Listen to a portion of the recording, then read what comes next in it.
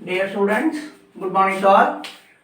Degrees of comparison தொடர்ந்து பார்த்துட்டு இருக்கோம். Adjectivesல degrees of comparison.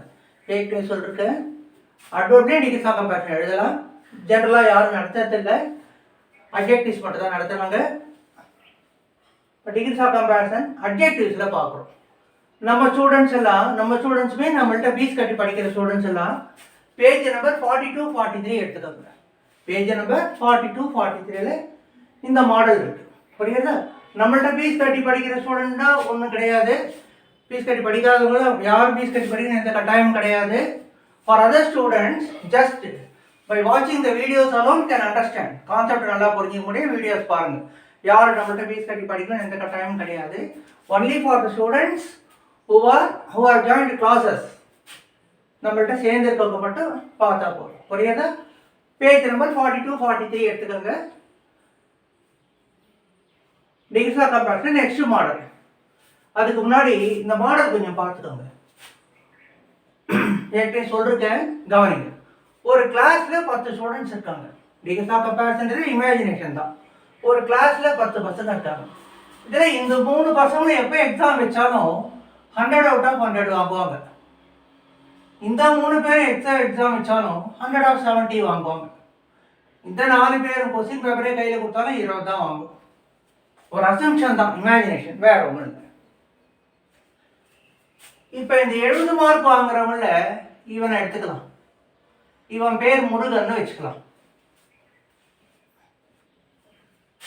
இப்போ முருகனை பற்றி சொல்ல போகிறோம். என்ன அட்ஜெக்டிவ்? புத்திசாலின்றதுக்கு கிளவர்னு ஒரு அட்ஜெக்டிவ். கரெக்டா? சரி, ஃபார்மேட் பார்த்துக்கோங்க. மற்ற சில மாணவர்களாவது நகரங்களாவதுன்னு எழுதிட்டு சார் மாணவர்களாவதுன்னு சொல்றாரு. சாருக்கு தமிழே தெரியலன்னு புரிஞ்சுக்காதீங்க. ஃபார்மேட் எக்ஸ்பிளைன் பண்ணிட்டு இருக்கேன். மற்ற சில மாணவர்களாவது கொஞ்சம் பேர் முருகனை போல மிக புத்திசாலியானவர்கள். போல மிகன்னு வந்ததுன்னா பாசிட்டிவ். இப்போ பாசிட்டிவ்ல சொல்லிருக்காங்க. இப்போ இதையே கம்பேரிட்டிவ் எப்படி சொல்லுவோம்? முருகன் மற்ற சில மாணவர்களை விட மிக புத்திசாலி இல்லை. கரெக்டா? முருகன் மற்ற சில மாணவர்களை விட மிக புத்திசாலி இல்லை. அடுத்தது சூப்பர்லேட்டிவ் சொல்ல போறோம். சூப்பர்லேட்டிவ் எப்படி இருக்கும்?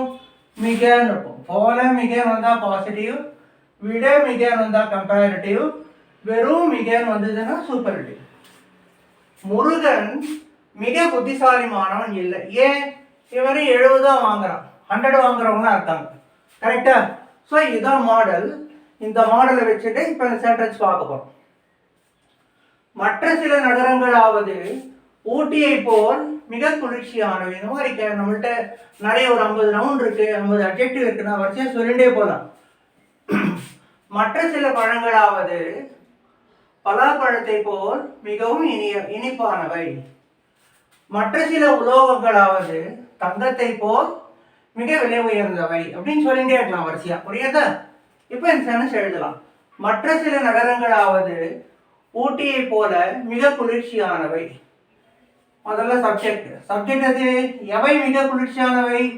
மற்ற சில நகரங்கள். இதுதான் சப்ஜெக்ட். இங்கிலீஷோட சென்டென்ஸ் பேட்டர்ன் சப்ஜெக்ட் போட்டு ஒர்க் போடணும்.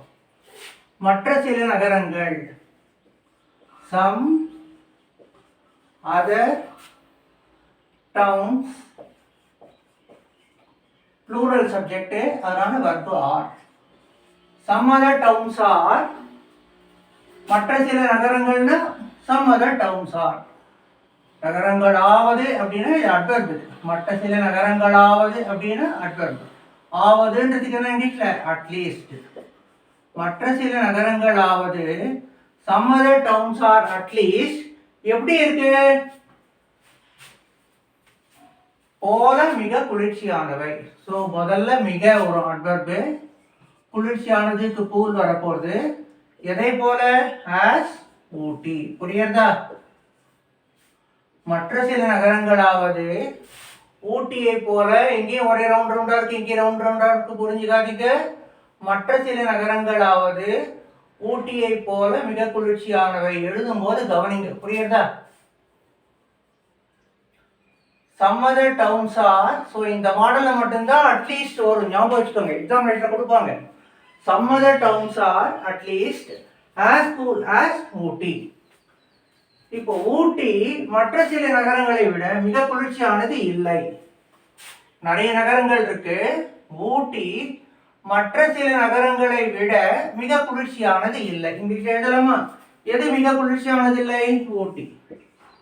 ஊட்டி இஸ் இல்லைக்காக நாட். இஸ் நாட் எப்படி இல்லை? விட மிக குளிர்ச்சியானது.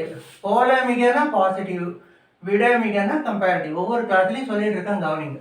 அப்போ இங்க இருக்க அட்ஜெக்டிவ்க்கு கம்பேரிட்டிவ் போடணும். Cool, cooler, coolest. Ooty is not cooler. விட இங்கிலீஷ் என்ன? ப்ரிபோசிஷன். கூலர் தேன் எதை விட? மற்ற சில நகரங்களை விட. மற்ற சில நகரங்களுக்கு இங்கிலீஷ்ல என்ன? Some other towns.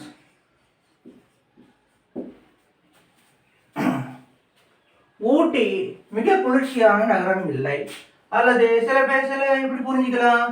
ஊட்டி அனைத்து நகரங்களிலும் மிக குளிர்ச்சியானது இல்லை அப்படி கூட சொல்லலாம் நம்ம. ஊட்டி இந்த நை போட்டா புரியுமா? சரி. ஊட்டி அனைத்து நகரங்களிலும்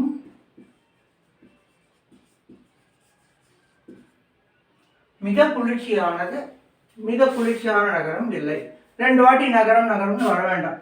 ஊட்டி அனைத்து நகரங்களிலும் மிக குளிர்ச்சியான நகரம் இல்லை. எழுதலாமா இங்கிலீஷ்ல? எது மிக குளிர்ச்சியான நகரம் இல்லை? ஊட்டி. எழுதியாச்சு, சப்ஜெக்ட் போட்டாச்சு. ஊட்டி குளிர்ச்சியான நகரம் இல்லை. இல்லைக்காக not. Is not super degree, அதனால தி போடுறோம். ரெண்டு நவுனுக்கு மேலே கம்பேர் பண்ணுறோம், அப்போ தி போட்டு super degree. Ooty is not the coolest. எதில்? அனைத்து நகரங்களிலும் ஊட்டி மிக குளிர்ச்சியானது இல்லை. Ooty is not the coolest of all the towns. ஒரு விஷயத்தை இங்கிலீஷில் சொல்லணும்னா we are going to அந்த என்ன சென்டென்ஸுக்கோ என்ன விஷயமோ அதை புரிஞ்சுக்க போகிறோம். தென் we are going to reproduce it in English in our learning language. அது ஒரு மெத்தட். இன்னொன்று, எக்ஸாமினேஷனாக போகிறதுனா ஃபார்மேட் இருக்குது. பாசிட்டிவில் சம்மதர் வந்ததுன்னா அட்லீஸ்ட் இருக்கும். பாசிட்டிவில் சம்மதர் வந்தால் கம்பேரிட்டிவில் அதே சம்மதர் வரும். நாட் போட்டு தேன் சம்மதர் வரும். சூப்பர்லேட்டிவில் நாட் போட்டு சூப்பர்லேட்டிவ் வரும். அப்படின்றது ஃபார்மேட். அந்த ஃபார்மேட்டுக்கு உட்பட்டு எழுதினாதான் எக்ஸாமினேஷனில் மார்க் கிடைக்கும். குரூப் 1ல், குரூப் 2ல், +1ல், +2லலாம் கேட்குறாங்க. Change into other degrees, transparent of sentences கொடுத்துருப்பாங்க. 10th, 11th, 12thலாம் டிரான்ஸ்பரண்ட் ஆஃப் சென்டென்சஸ்னு கொடுத்துருப்பாங்க. ஒரு டிகிரி கொடுத்துட்டு மீதி 2 டிகிரி எது வேணால் கேட்பாங்க. ரெண்டும் சொல்ல ரெடியாக இருக்கணும். ஸோ ஆஸ் யூஷுவல் நம்ம ஸ்டூடெண்ட்ஸ் எல்லாம் சாப்டர் எழுதிட்டு, எக்ஸசைஸ் எழுதிட்டு between 4 and 9 PM, between சாயந்தரம் 4லேருந்து 9 மணிக்குள்ள நம்பர் தெரியும் உங்களுக்கு, மேலே எழுதிருக்கேன். ஃபோன் பண்ணி, புக்கிலேயே நம்பர் இருக்குது, எல்லா பேஜிலும் நம்பர் இருக்குது. ஃபோன் பண்ணி படித்து காட்டுங்க. கரெக்ஷன் சொல்கிறேன். புரியாட்டா இன்னொரு வாட்டி ஃபோனில் எக்ஸ்பிளைன் பண்ணுறேன். புரியுதா? அதனால் எல்லாரும் ஃபீஸ் கட்டி கிளாஸ் ஜாயின் பண்ணவும் கட்டாயம் கிடையாது. இதை பார்த்தாலே புரியும். ரைட். பேஜ் நம்பர் 42, 43 அட்ஜெக்டிவ்ஸ் பார்த்துட்டு இருக்கோம். இப்போ ஃபார்மேட் அடுத்த சாப்டரில், அடுத்த கிளாஸில் ஃபார்மேட் மட்டும் தனியாக எழுதி போட்டு எக்ஸ்பிளைன் பண்ணுறேன். ஃபார்மேட்டை மறுபாடு பண்ணுங்க. தென் only you will be able to transform the sentences without any errors. இல்லைன்னா தப்பாக எழுதுவீங்க. புரியுதா? சரி, நெக்ஸ்ட் கிளாஸ் பார்க்கலாமா? Good night.